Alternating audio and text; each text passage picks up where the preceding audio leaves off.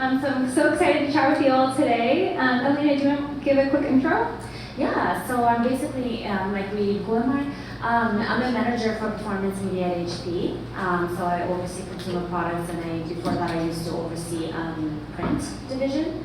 Now it's consumer products and accessories within consumer and commercial space. Say consumer, but it's products within the consumer and commercial space as well.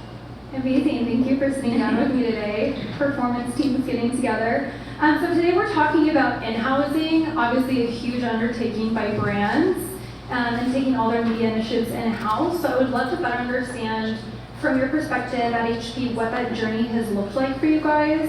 I believe it's been over the past 3 to 4 years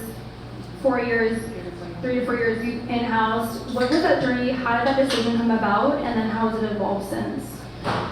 I think it's definitely a complex question because it has evolved for sure. We still have a lot to go.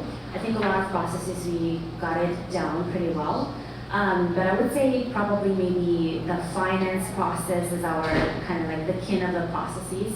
A lot of the rest of the processes fall after the finance because HP is just such a huge company. We have so many divisions, we have so many regions, we have so many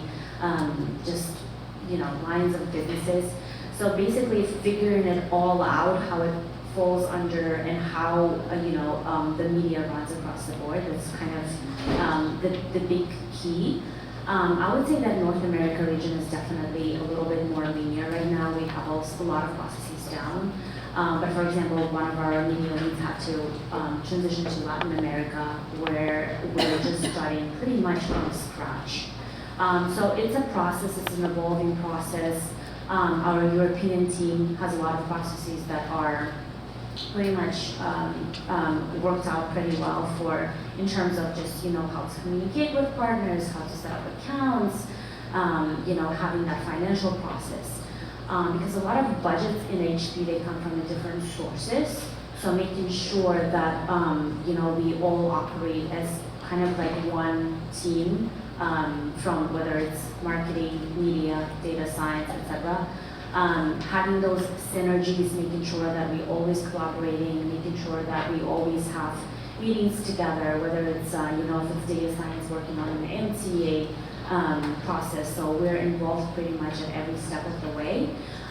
We had a very tight-ish media team. Now we're growing and sort of spreading across the regions. And I think one of the biggest keys for us is also collaborating and working with regions because, for example, even the timing process, European team has it a little bit more down than we do.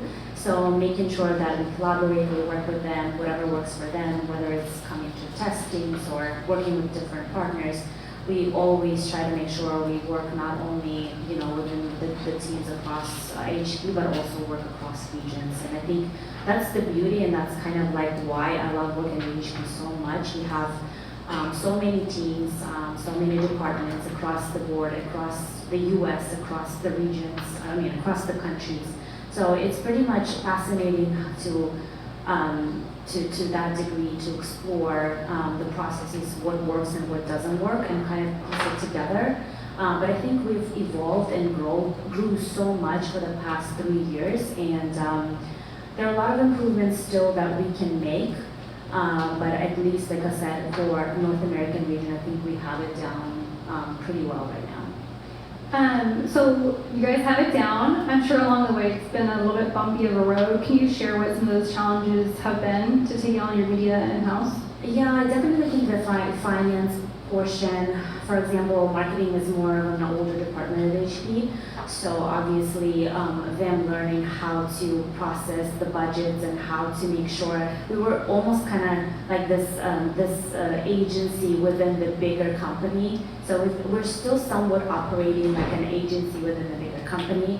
So like I said, I think finance is kind of key for us, making sure we follow the processes with finance and making sure that all of the departments follow those processes with finance in terms of like how to open a PO, etc., how to transfer money. And then it's an online process for us, which is great, and we just got to it pretty much a year ago. And from that on, we then identify, how to set up campaigns, how to set up our media mixes, etc. So I think the financial processes are the hardest for us for now. But in the meantime, media mixes, I think like I said, we work with the regions and kind of like have a specific way in how we plan media and how we execute media and to what degree we go to the activation portion. And the reporting portion is pretty much follows the same process. So I would say like establishing a process and also working with different regions on how to follow through that process is certainly a key for us. And like I said, I think we're still perfecting that because, for example, MTA model is not implemented on all of the lines of businesses. So it's kind of like treating each business on its own. And I'm not even speaking about the commercial portion. So commercial portion follows kind of like different rules. So sometimes you kind of have to put on different hats to follow different processes. But I think, again, it's an evolving process. Eventually, we do want to kind of like unify it across the board and follow it through. But in the meantime, each line of business, each process can be different. But like I said, I think the financial portion is the hardest one because that's how we operate and that's how we bring in our legal team. For example, we've been bringing in a new partner. For us, it was a big one, New York Times this quarter. So making sure that we follow through the legal processes properly, the financial processes, and then from there, we sort of, and that takes time, and to onboard a new partner, for example, within our media needs that we feel very confident about. That takes time, and I think that's one of the hardest process at HP right now because we are an awarded kind of a media agency within the big company. That it takes some time to even get the premium rates or better rates through, for example, for YouTube activation. So those types of things, we just want to make sure that we have it down and making sure that we communicate it to the other teams to make sure that we're somewhat on the same page for every region, not only the Americans. So you mentioned onboarding a new partner in the New York Times. Can you talk about kind of when we partner testing roadmap looks like? But obviously at agencies, that's a huge piece of it. Agencies work with so many partners. I'm sure that's a daunting task, taking that in-house and on the strategy team. Can you talk a little bit what that testing partner roadmap looks like and how you guys go about vetting partners? Yes, onboarding a new partner is kind of it's a daunting process, like you said. We definitely have to bring in our legal teams, whether it's for each specific region. It's a process for sure, but we do try to bring in new partners to make sure that. And again, there's like a whole legal side of it that sometimes we have to talk it out, our T's and C's and IOs, and that can take up to 2 months, unfortunately. So sometimes when we want to test a partner, we sort of have to make sure that this could be a really good test. And obviously we rely a lot on maybe an identical tech company that have done a test before, or maybe a case study that they can present that we feel very certain and confident about. From there, we usually onboard them and making sure that we run a test for at least a quarter. Not necessarily just for 1 month, making sure that we do it at least for a quarter and maybe pivot if we need to. And then typically if it had works for us, we try to keep it on the plan and making sure that we evolve with a partner. Like for example, New York Times is a big one right now because it's sort of like a 360 marketing. It's not necessarily just a display ad unit on their site. It's basically pretty much a little bit of everything, all the way to podcast and linear TV, etc. So we make sure that we onboard the partner and we want to make sure we customize our program with them, even if it's an event like this, making sure that we're setting up an event together as a partnership and doing something that is working for the both of the teams. Going back to in-housing, so measuring success around in-housing, how are you guys, what type of metrics or KPIs are you guys looking at to measure the success of taking media in-house? I would say that KPIs is a big thing, obviously, depending on the funnel, depending on the channel, depending on the media mix, depending on the actual line of business. So for example, on the commercial side, it's definitely wins, and we utilize LinkedIn a lot. We use content syndication a lot. On the consumer side, I would say maybe a good 30 to 40% is awareness, and the rest would be more of mid to lower funnel tactics. We utilize our MTA model. We look at our CAC numbers. But also want to make sure that our MTA and just overall media mix is in synergy. So for example, one of the top performing channels is Google Discovery, and making sure that we also utilize a video partner like YouTube and how they play together, and to pull in the reports from the Google UI to see in terms of the system conversions. If, for example, YouTube is contributing to that Google Discovery success. So it's kind of like looking at the holistic picture. We utilize MarketCast a lot for media mix modeling. So it's not sort of just like, let me see what my CAC number is, and that would be that channel that we'd run with. It's mostly just a holistic view of, basically, like I said, within the funnel. And if it's upper funnel, we look a lot at brand lifts, obviously, and making sure that again, they play in synergy with our mid to low funnel metrics. But overall, I would say a good portion of, for example, the print business is within the demand capture portion, which is our mid to lower funnel tactics. We utilize a lot of the performance-driven metrics. Cost pers are pretty big for them, but within the consumer electronics side, we definitely try to utilize more of an upper funnel approach to make sure we increase that incrementality, and also making sure that we get that messaging brand linkage together for our Work Happy campaign, and making sure that we also connect it to our mid to lower funnel tactics and channels that do perform well, and also cutting channels that obviously don't quite perform well. But like I said, MTA, I think ours is our biggest source of kind of truth for everything, but also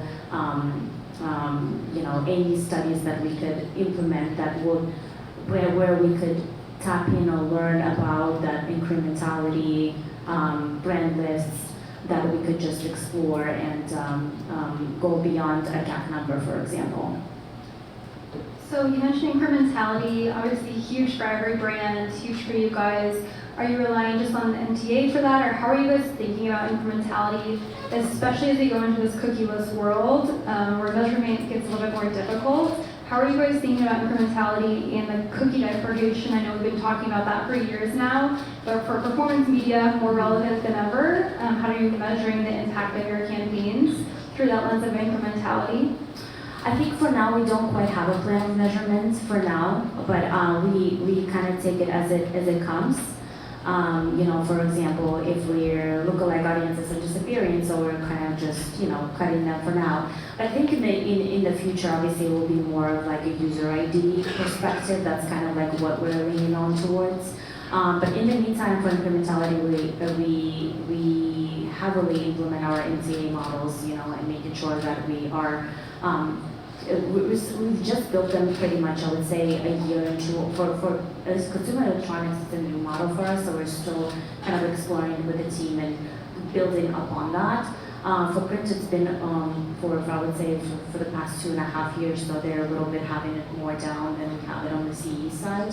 But MTA model plays a big role for any incrementality conversations at HP.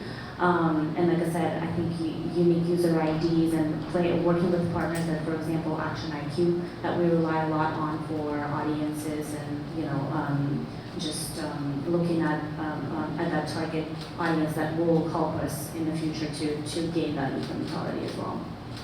And then along those lines, thinking about test and learn. So when you're taking media in-house, making sure that you're driving that incrementality and driving innovation through the campaigns that you're running.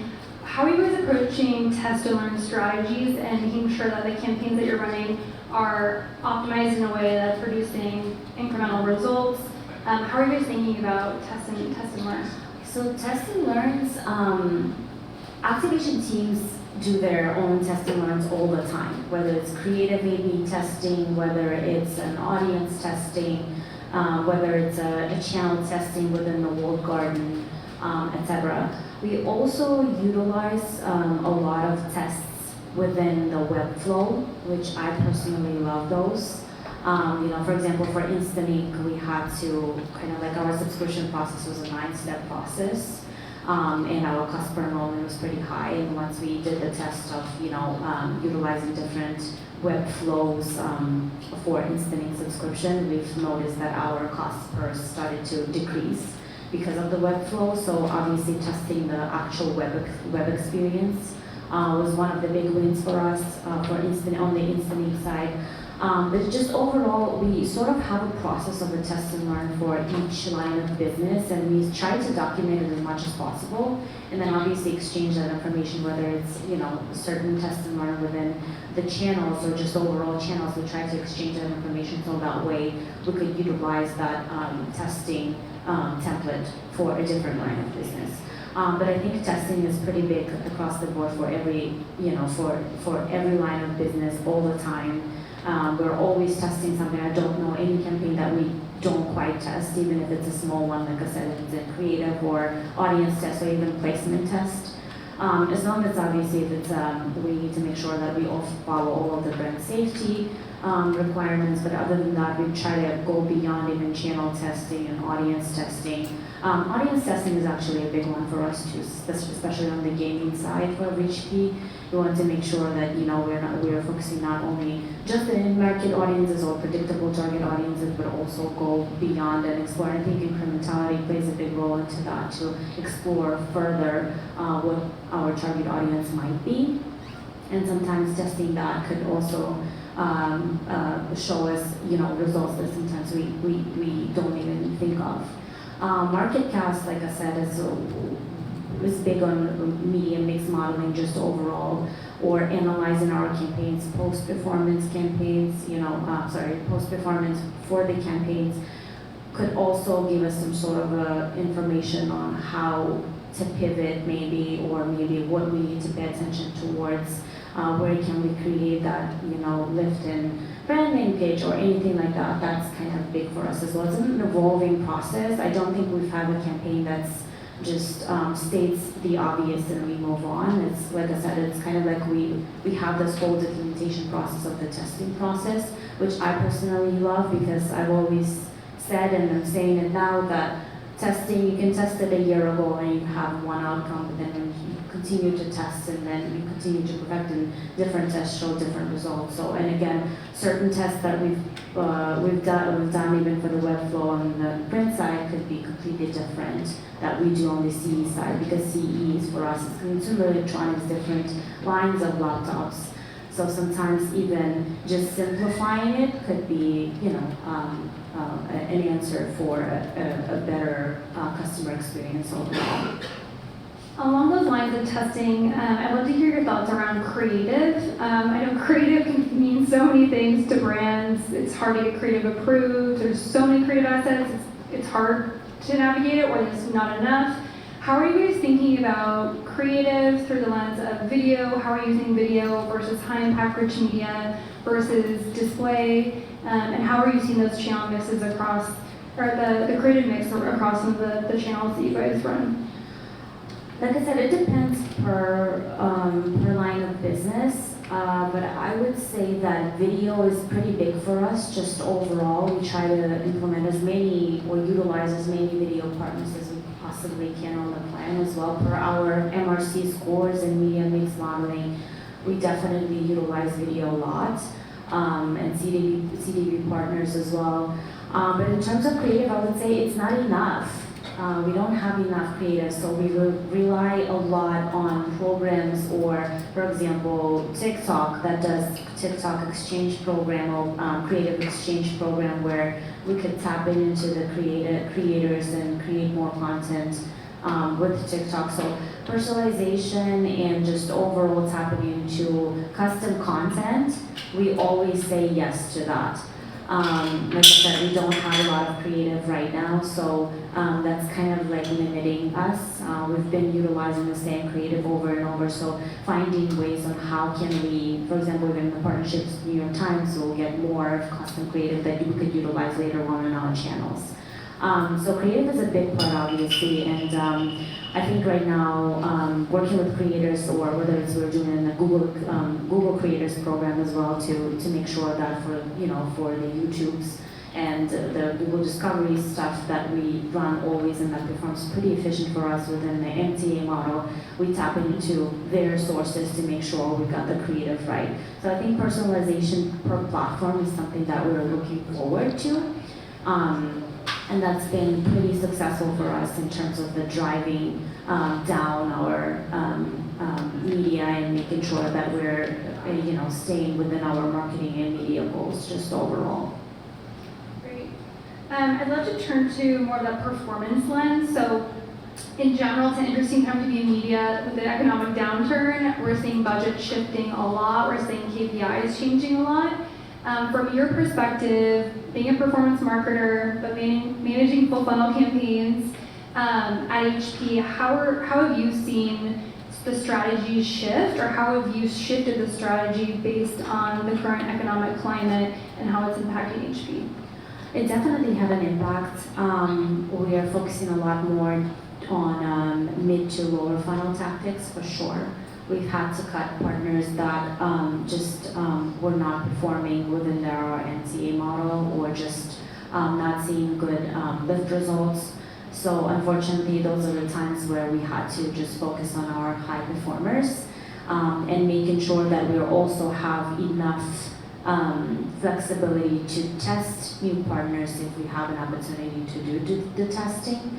But I would say though that we're trying to make sure that even if we don't have a big budget, for example, even if it's for commercial, we have that maybe 20% allocated for awareness portion, whether it's a video view campaign, or if it's some sort of an awareness push that is followed by mid to low funnel campaign. But I would say majority of our campaigns shifted from the upper funnel to more of mid to lower funnel.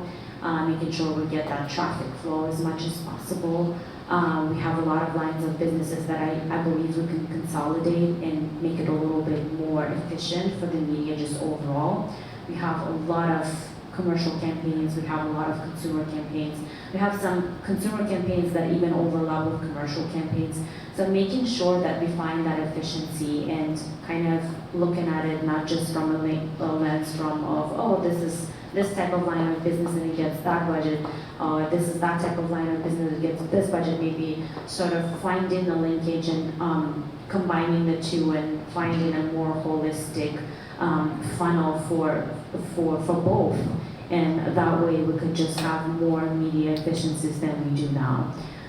We're exploring that, so I think that's the big one too, because like I said, we still want to make sure we have that linear TV, CTV, our upper funnel tactics present as much as possible. But right now, again, due to the climate and what's happening, I say like climate, like it's a media climate, and what's happening, we want to make sure that we are very efficient with our dollars, and and that our we stick to our marketing and media goals, and and I think cutting partners that just don't play into that overall media objective is definitely something that we've had to do this past couple of quarters, and focusing on the top performers, and but at the same time have enough room for that incrementality or testing or utilizing partners that we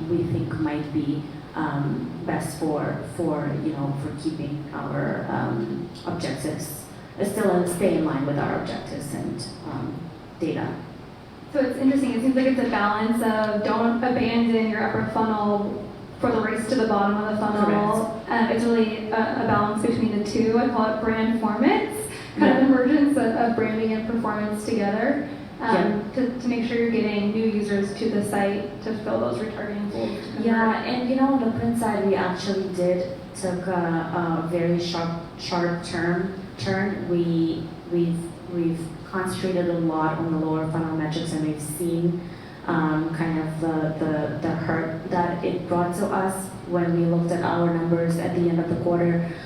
So we want to make sure that we play that balancing game of where we're being efficient, but at the same time smart as media marketers, just overall, to keep that balance and sort of a funnel alive. I think that word, keeping funnel alive, we say a lot.